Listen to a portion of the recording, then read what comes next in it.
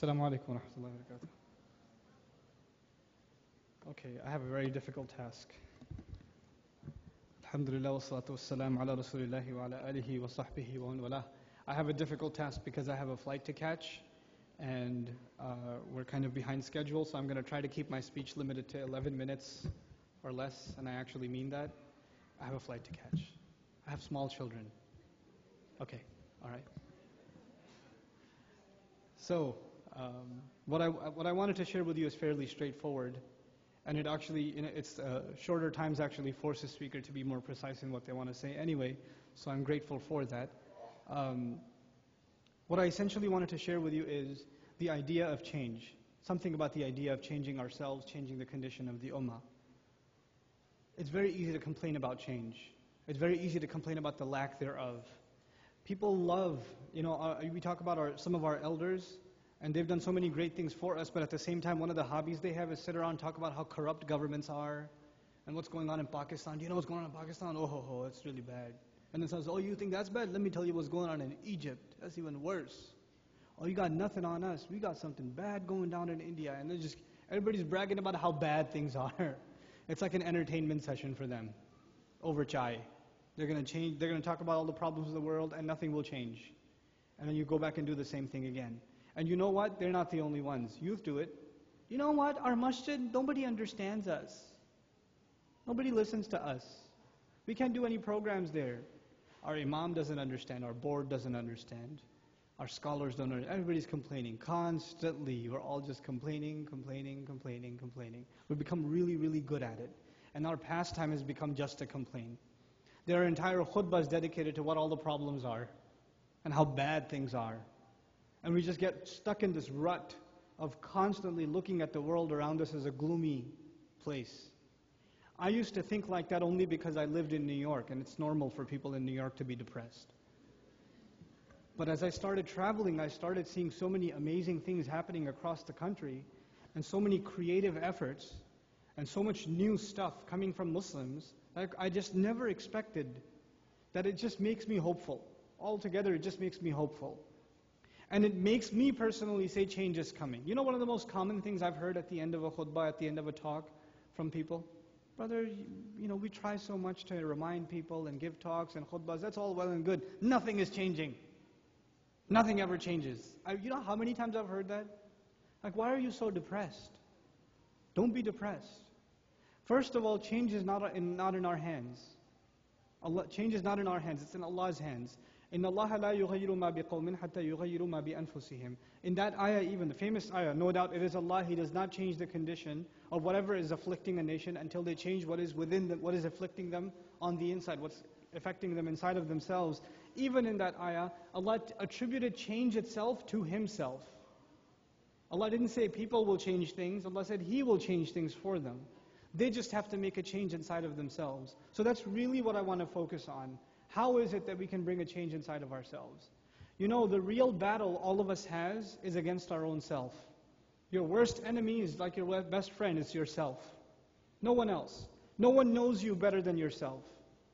If there's one person that knows all of your flaws, all of your weaknesses, all of the things you could be doing better, all the times you waste, all the things you shouldn't be involved in but you are anyway, all the bad habits you have, the ones that are known to others and the ones that are not known to others. If there's someone who knows that really, really, really well, it's you.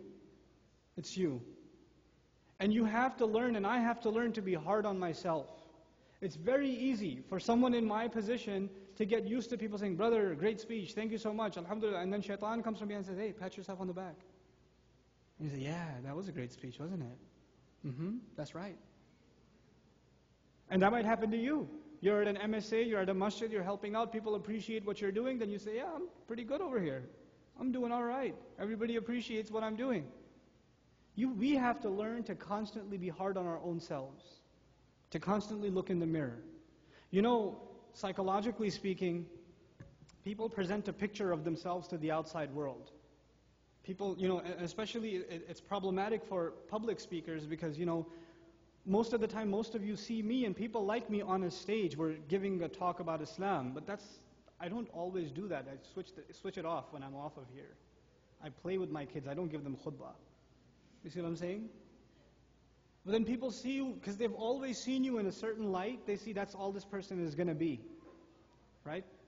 And that kind of, on some people, it puts a pressure on them to act a certain way in front of others. To look a certain way, act a certain way. And that might be you. You're so used to impressing people with how, whatever, religious you are, knowledgeable you are, committed you are, etc., etc. And you're constantly putting up this face that you start convincing yourself that's who you really are. We have to be able to be honest to ourselves if we're going to talk about change. One has to be able to stop complaining about the world and start complaining about themselves. What is wrong? What am I doing wrong? What are my shortcomings? What are the things that I look at myself and I say, if there were 4 or 5 things I could change about myself, if I could just do 4 or 5 things differently, what would they be? What would those things be that I wish I changed? What are some things I wanted to accomplish last year and I never got to? I really wanted to though. I wanted to memorize like 2 more surahs. I wanted to study something. I want to finish reading that book. I never got around to it. But I really wanted to do it. What is keeping us from making those changes? That's the real bit of advice that at least I'll share with you what I do for myself. It works sometimes, it doesn't work other times. But I'm hoping, inshallah, you'll be better at it than I am, and we're all going to be making changes for the better in our own lives. What I do for myself is basically ask myself a very simple question. I have 2 kinds of days. He said, myself. I have days where I'm home and days that I'm traveling. I've divided my life into 2 kinds of days. Days when I'm traveling and days when I'm home. And there are failures, because days that I'm home are all the same. Whether it's last week or the next week or 2 years before or 2 years after, it's going to be similar. They're all going to be the same. And the days that I'm traveling are all going to have similar things in them. There's going to be going from home to the airport and getting onto the plane and passing out, and then the flight attendant waking me up to get off the plane. All that's going to be the same every time. There's going to be repetition. And in each of those 2 kinds of days, there are some things I could do better. There's some way I could use my time better. I could be more productive in some things. How do I make more use of that day? How do I make it more productive? That one day. You can fix one day, you've fixed your whole life. If you made one change to today, that means you've made that change for the rest of your life. For you, many of you, it's like weekdays and weekends. Your weekends are the same way every time. Your weekdays are the same way every time, right? Fix your weekdays. This time is for salat. Right after that, there's this time for Quran. There's this time for me to learn something. There's this time for me to get my homework done, or whatever it may be. Discipline your life. Make that change in your life. You know what else people fail to do? That's coupled with that? That's most common, and I personally have trouble with that also. And it's one of the hardest things to do, is to maintain balance in your life. To maintain balance. Because we're pulled in many different directions. Our parents want our time. Our husbands and wives want their time. Our children want their time. Our career wants its time. Our friends want their time. Our masjid wants its time. Ourselves, we want to just be left alone. We need some time to ourselves. We have all these different poles, right? And it's really important that we maintain a balance between all of these different poles.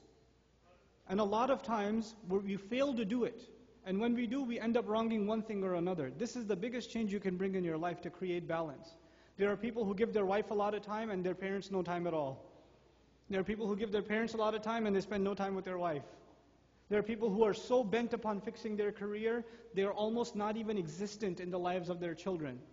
It happens. And then there are those interesting characters who don't want anything to do with home, so they volunteer at the masjid all the time. I love masjid volunteers, but the guy says, hey, I'm going to put up the chairs 3 days before the program, and I'll even sleep here. There's a problem at home. Go home. Get some balance in your life.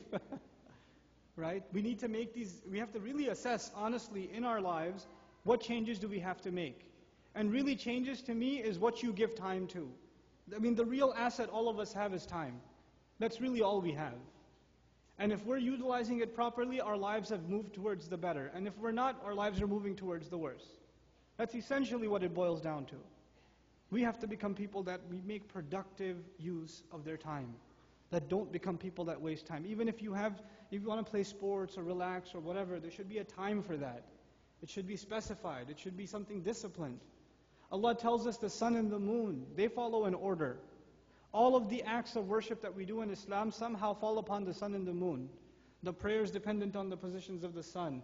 Eid and Ramadan and Hajj on the moon. And Allah tells us the sun and the moon follow a precise order. Our worship follows a precise order. What we're learning from that is your entire life should follow a precise order. You should have some kind of discipline, laid out a sketch in your life for yourself. Otherwise you'll keep thinking, I should get that done, and you'll never get it done, because you never made time for it. You never found the specific time for it.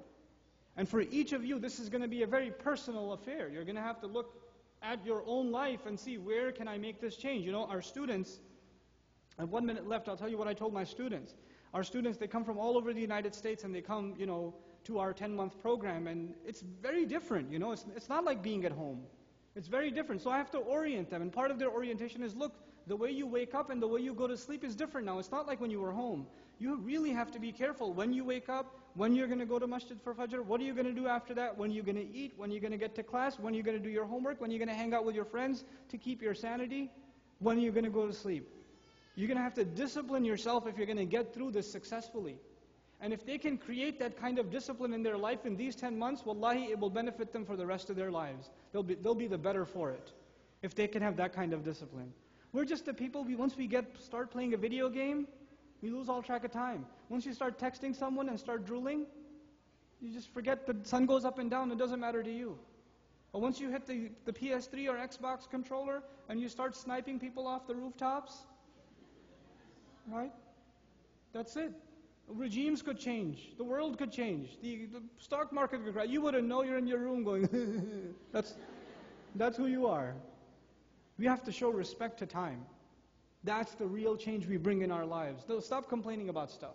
All of that will happen when you personally bring a positive change in your life, and that of disciplining yourself. As I'm leaving you guys, first of all, I'd like to express my genuine gratitude for this opportunity. And I don't really get a chance to come to the East Coast much anymore. And when I do, I'm very grateful, alhamdulillah. And I'm hoping that all of you benefited from some of these talks also. And I pray that Allah accepts that from me and all of you, and especially grants my family immense reward, who show a lot of patience when I'm away from them. Especially my wife, she's like extra patient. نفسي بنور من فؤادي